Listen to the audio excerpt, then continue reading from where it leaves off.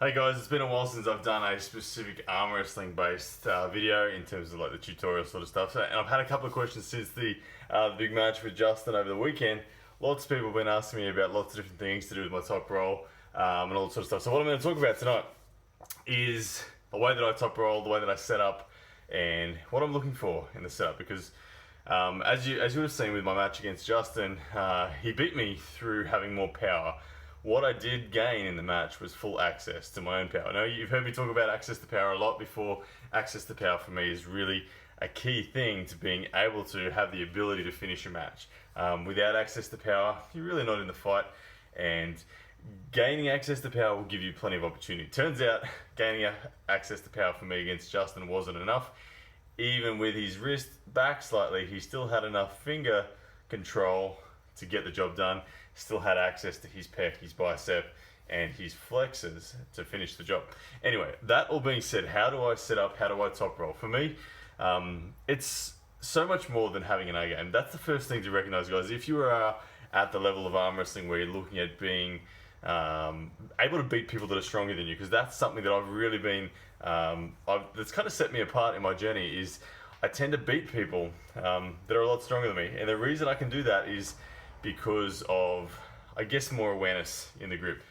Being able to plug in, sort of understand what they want to do, bait them into an error, and then exploit that error, resulting in leverage that comes to me and leverage that is taken away from them. So that's my philosophy in a nutshell, how I look to arm wrestle and how I look to top roll.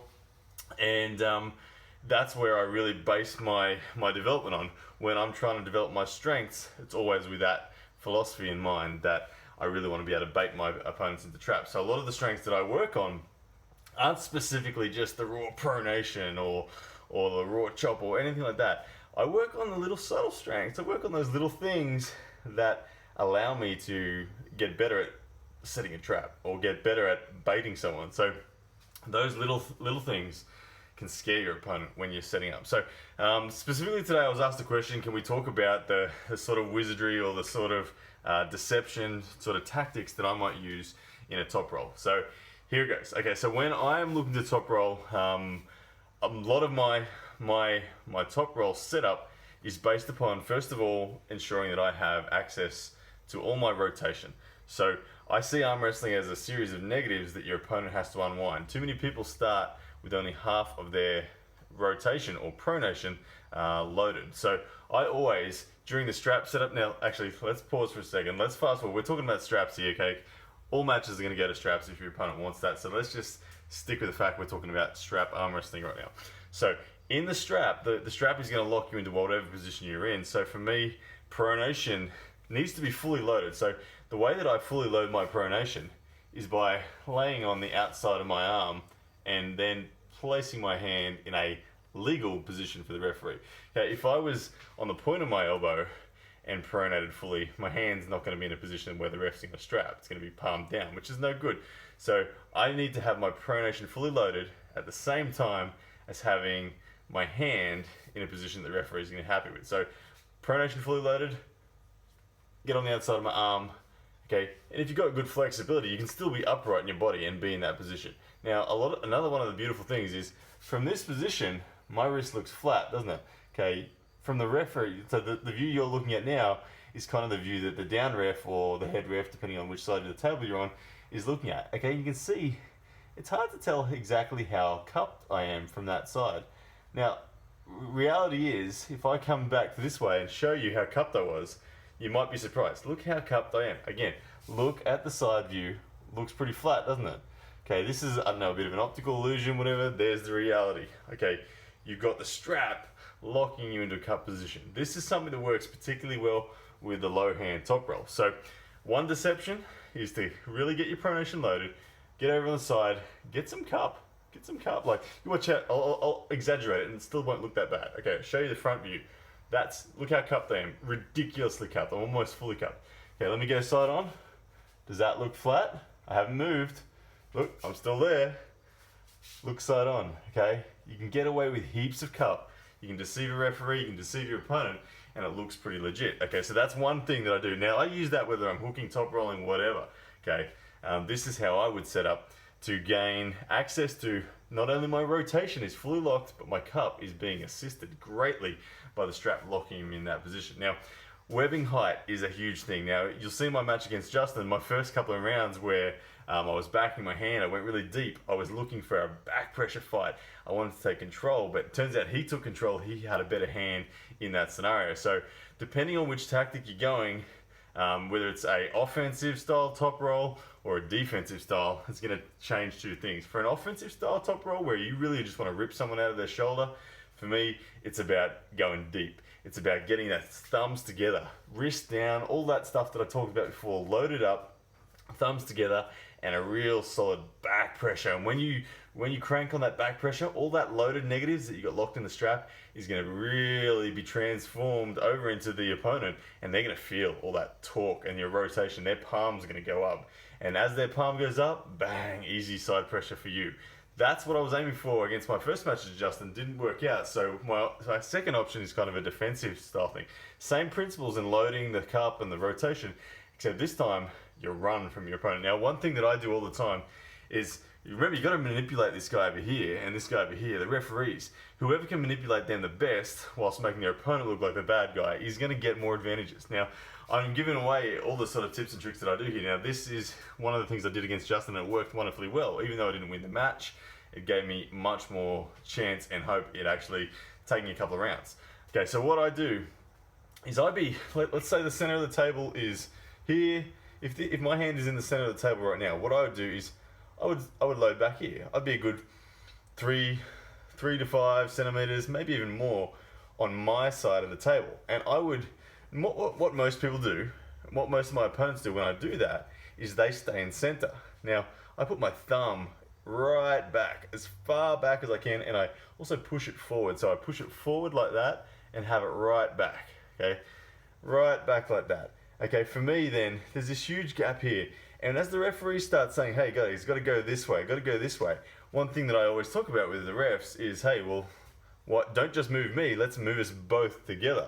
Okay, and so I get my opponent to actually shift back. And this gap never really closes. Now, when they say close your thumbs, because remember, there's two things you can't stop your opponent from getting in an arm wrestle. One is straps and the other is a ref's grip. So you've got to train for straps and ref's grip. Now, when we are in this position, when I close my thumb, I'm going to come to this position here now so you can see it. When I close my thumb, I don't just close my thumb.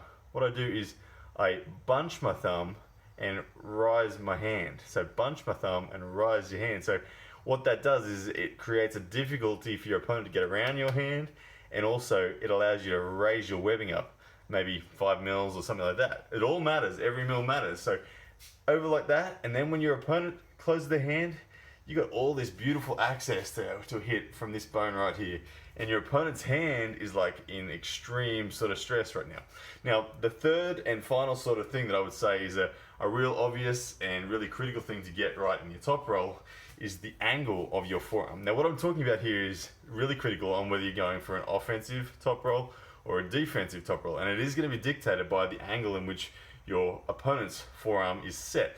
If they're carving, it's going to be one thing. If they're out, it's going to be another.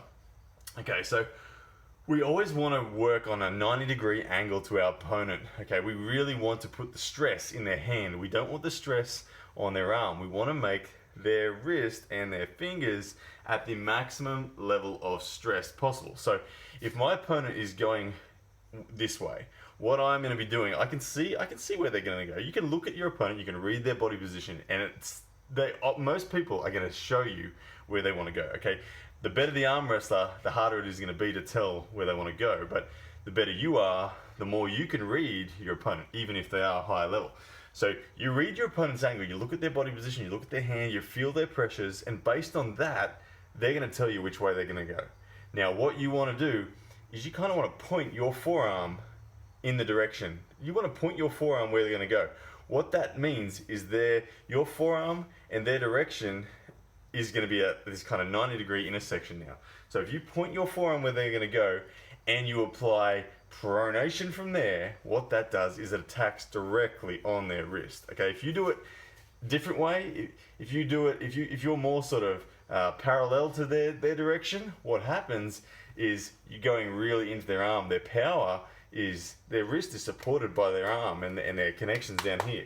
If we point where they're going and then top roll, okay, it's all on their wrist. Okay, and I've been able to crack people's wrists that are far, far stronger than me in recent months, and I'm in really good form. Like I cracked Justin's wrist, and he was still able to do the job, but I still got the wrist done. Okay, I've cracked super heavyweights wrists in Australia in recent times, and been really happy with how I'm doing that. So, guys, look, that's in a nutshell the sort of things I'm looking for when I'm top rolling. That's how I'm taking people's wrists. So take it or leave it. That's how I do it. I'd love to hear if this is working for you. Go and try it out at practice. Don't tell your mates that you're doing it until you've tried it a few times.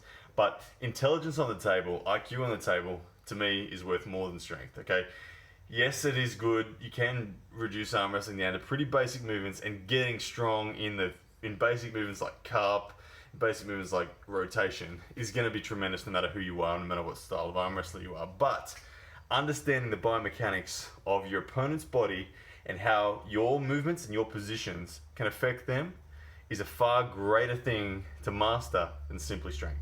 Guys, hope you got something out of the video. Justin, hope you had a safe travels home. And guys, I'll see you again next time.